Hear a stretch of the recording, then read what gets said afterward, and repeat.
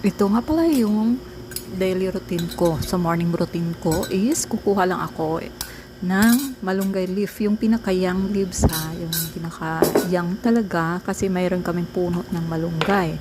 So, ito. Kumukuha lang ako ng fresh na fresh. Tapos, iinit ng tubig, painit ng tubig, then ilalagyan mo ng black coffee, pure black coffee, then without sugar. O, di ba? Napaka-healthy niyan.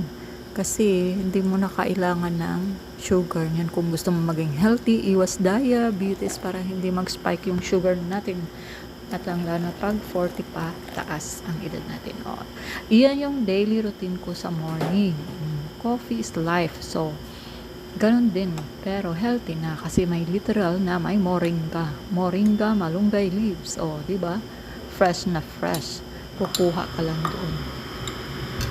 Kukuha ka lang doon sa puno.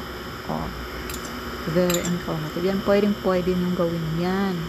At pwede rin, ibang way, is ilalaga mo siya mismo, tapos lagyan mo ng kape.